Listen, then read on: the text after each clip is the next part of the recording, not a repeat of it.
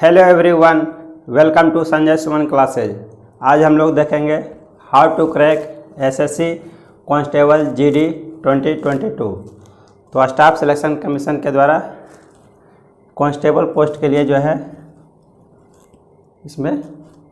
इसके लिए ministry of home affairs government of India के द्वारा जो है इसका वैकेंसी दिया गया है। तो इसके अंतर्गत जो है BSF border security force, CISF, CRPF, SSB, SSF, Assam rifles और नारकोटिक्स कंट्रोल ब्यूरो, ये जो है 7 ऑर्गेनाइजेशन इसके अंतर्गत जो है भरा जाना है। तो टोटल इसके अंतर्गत जो है नंबर ऑफ पोस्ट 24,369 पोस्ट इसके अंतर्गत उपलब्ध है। तो इसमें जो है मेल फीमेल दोनों कैंडिडेट अप्लाई कर सकते हैं। अप्लाइंग डेट इसके लिए जो है 27 अक्टूबर 2022 से 30 नवंबर 2022 तक इसमें अप्लाई कर सकते हैं। एग्ज़ाम डेट इसका जो है एग्ज़ाम लिया जाएगा जनवरी 2023 में। एज लिमिट जो है जनरली 18 से 23 साल तक को रखा जाता है, लेकिन जो है कोविड के चलते जो है 3 साल का जो है आपको इसमें छूट दिया गया है, जनरल कैंडिडेट को भी और जो है SC ST और OBC कैंडिडेट को। तो 18 से 23 साल जनरल कैंडिडेट के लिए है, तो यहाँ पर 3 साल का छूट आप जो है 26 साल तक के एज वाले जो है इसमें अप्लाई कर सकते हैं। उसी तरह से जो है SC ST कैंडिडेट को जो है 5 साल छूट मिलता है, तो इसमें आपको जो है 8 साल का इसके अंतर्गत छूट उपलब्ध है। और OBC कैंडिडेट को जो है 3 साल का छूट उपलब्ध होता है, तो आपको 6 साल का आपको एज में छूट उपलब्ध है। एजुकेशनल क्वालिफिकेशन इसके लिए जो है मैट्रिकुलेशन या इक्विवेलेंट डिग्री आपके पास होना चाहिए। 1 जनवरी 2023 तक आपके पास डिग्री होना चाहिए। एग्ज़ाम पैटर्न इसके अंतर्गत जो है 4 स्टेज में आपका जो है एग्ज़ाम कंप्लीट होगा। पहला कंप्यूटर बेस्ड टेस्ट, दूसरा फिजिकल एफिशिएंसी टेस्ट, तीसरा फिजिकल स्टैंडर्ड टेस्ट और चौथा डिटेल्ड मेडिकल एग्जामिनेशन। और इसमें जो है incentive to NCC candidate, national cadet course से अगर आप जुड़े हुए हैं तो आपको जो है NCC C सर्टिफिकेट जो होल्ड करते हैं उनको जो है 5% मार्क्स जो है टोटल मार्क्स का 5% आपको आपके नंबर में ऐड कर दिया जाएगा। और NCC B सर्टिफिकेट धारक जो हैं उनको जो है 3% नंबर जो है टोटल नंबर में आपको ऐड कर दिया जाएगा। और NCC A सर्टिफिकेट धारक को जो है 2% उनको जो है 2% नंबर जो है टोटल नंबर में आपका ऐड कर दिया जाएगा।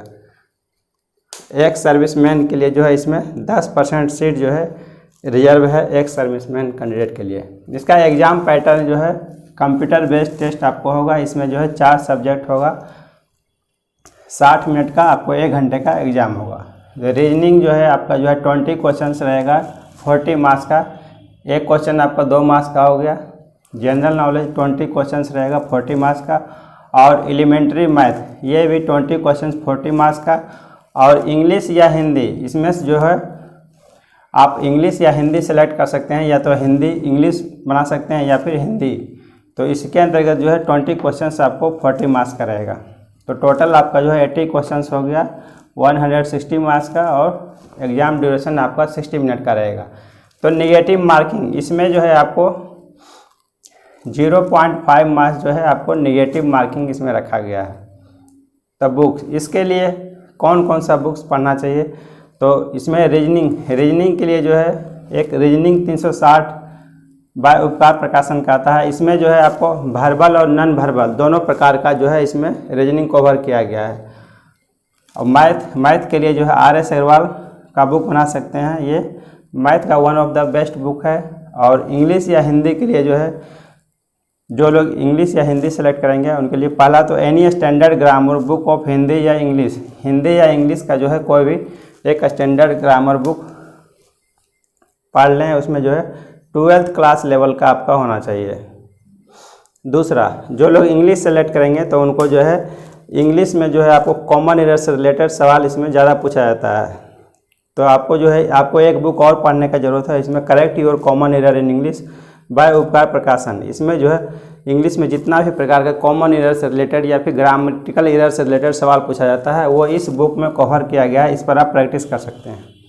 और जीके के लिए जो है एक सामान्य ज्ञान दर्पण मासिक मैगजीन आप जो है एग्ज़ाम से पहले का आप 12 माह का इसको पढ़ सकते हैं। और दूसरा जो है सामान्य ज्ञान दिग्दर्शन या फिर लुसेंट जीके जो भी आपको पढ़ने में अच्छा लगे वो आप इसमें सेलेक्ट कर सकते हैं। अब हम लोग देखेंगे अपना स्ट्रेटजी हम लोग किस तरह से बनाएंगे। किसी भी एग्ज़ाम का जो है स्ट्रेटजी काफ़ी मायने रखता है। आप कितना भी जो है उसमें मेहनत कर लें, लेकिन अगर आपका एग्ज़ाम का स्ट्रेटजी सही नहीं है तो जो है आप क्वालिफाई नहीं कर पाएंगे। तो हम अपने स्ट्रेटजी को जो है 2 भागों में बांटेंगे। 50% टाइम फॉर सब्जेक्ट स्टडी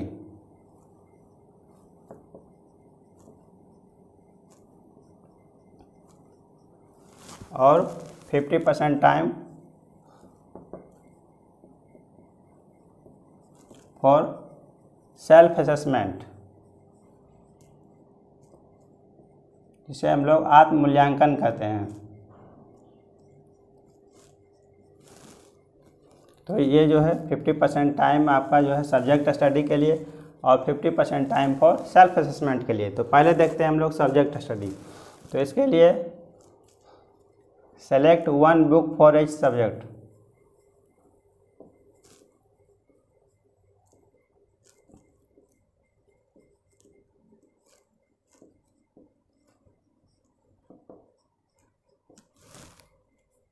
आपको प्रत्येक विषय के लिए आपको एक बुक आप सेलेक्ट करें। दूसरा, रीड 2 to 3 टाइम्स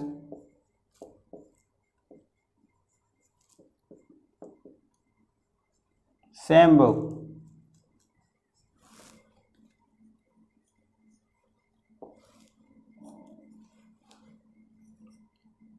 और तीसरा, स्मार्ट स्टडी, या उसी को हम लोग सेलेक्टिव स्टडी कहते हैं।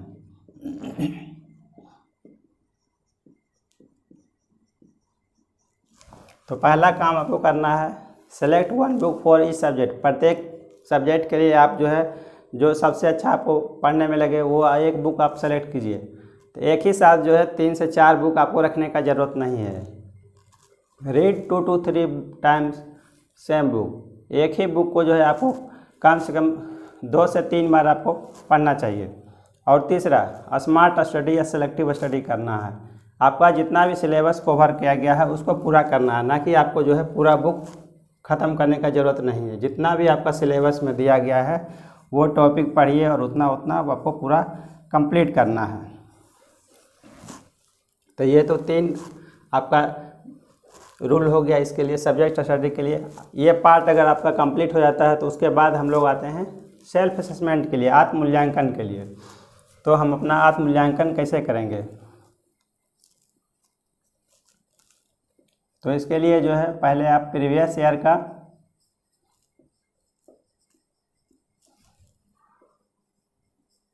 क्वेश्चन बैंक लीजिए या फिर प्रैक्टिस सेट या मॉक टेस्ट, कुछ भी आप सेलेक्ट कर सकते हैं। तो इसका पैटर्न जो है 10th क्लास लेवल का आपका एसएससी क्लास लेवल का है। तो एसएससी के द्वारा जो है एसएससी एमटीएस का क्वेश्चन पेपर से भी आप प्रैक्टिस कर सकते हैं। एसएससी एमटीएस मल्टीटास्किंग स्टाफ, इसका प्रीवियस ईयर का क्वेश्चन भी आप बना सकते हैं। दोनों का स्टैंडर्ड जो है समान रहेगा। तो जो लोग इंग्लिश से सेलेक्ट करेंगे तो उनके लिए जो है चारों पेपर कॉमन हो जाएगा, और जो लोग हिंदी सेलेक्ट करेंगे तो द इंग्लिश को छोड़ करके बाकी जो है मैथ, रीजनिंग, जीके पर प्रैक्टिस कर सकते हैं। दूसरा,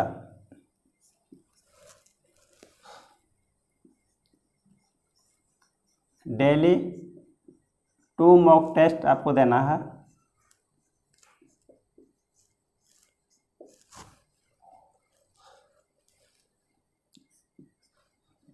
तो आपका जो है टोटल आपका कम से कम जो है 100 मॉक टेस्ट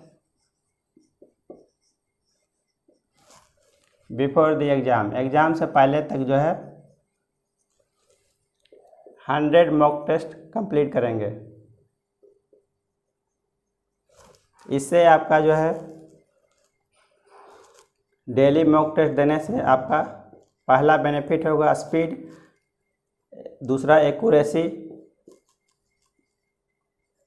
तीसरा टाइम मैनेजमेंट। तीनों में आप सुधार कर पाएंगे।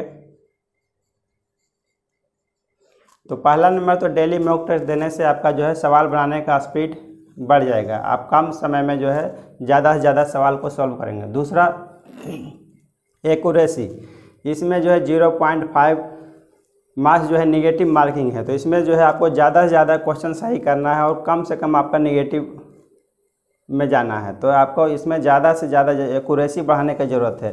तो वैसा स्थिति कब आएगा, ज़्यादा से ज़्यादा क्वेश्चन आपका सही होगा जब आप ज़्यादा से ज़्यादा मॉक टेस्ट देंगे। तीसरा बेनिफिट आपको होगा, आप घर में ही जो है एग्ज़ाम जैसा माहौल बना करके जो है आप जो है टाइम मैनेजमेंट, पहले एग्ज़ाम से पहले ही आप टाइम को मैनेज करना सीख जाएंगे। 1 घंटे के अंदर में ही आप जो है 80 क्वेश्चन आपको हल करना है। 20-20 क्वेश्चन चारों पेपर में रहेगा, तो 80 क्वेश्चन जो है